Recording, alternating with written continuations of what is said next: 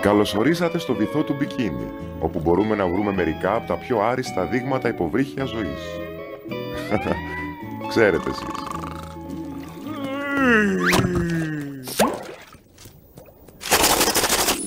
Ένα βραβείο! Δεν έχω ξαναπάρει ποτέ μου βραβείο! Κοίτα βράχε, πήρα ένα βραβείο! Τσούχτρες, πήρα ένα βραβείο! Νησί, πήρα ένα βραβείο! Πρέπει να το δείξω στον Μπομπ Σουγκαράκη. Ακίνητος Γκάρι! Λίγο ακόμα! Μος, μάντεψε, πήρα ένα βραβείο! Υπέροχα, Πάτρικ, για ποιο λόγο? Δες μόνος σου! Για την εξαιρετική επίδοση στις προσπάθειές σου.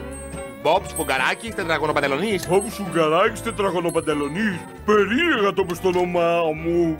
Πάτρικ, νομίζω ότι αυτό το βραβείο είναι για μένα. Μάλλον το πήρες κατά λάθος. Μα είναι γυαλιστερό. Ναι. Αλλά ξέρεις τι άλλο είναι γυαλιστερό? Το παγωτό.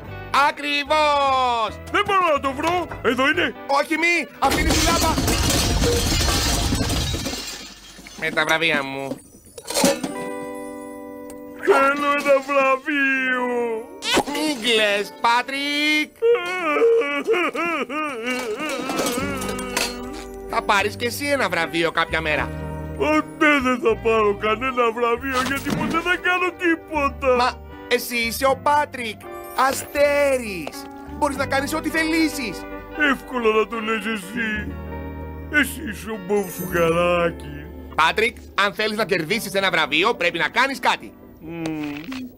Θέλω να κατατροπώσω τους γιγάντιους σπιτικάνθρωπους και να σώσω την ένατη διάσταση. Κι εγώ! Αλλά αυτό είναι δύσκολο.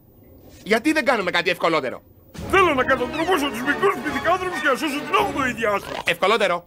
Γιατρός! Ευκολότερο. Πυροσβέστης! Το ευκολότερο που μπορείς να σκεφτείς. Μια δουλειά στον τραγανό καβούρα. Ναι! Εγώ κάνω όλη την ώρα πράγματα στη δουλειά μου. Πάμε λοιπόν!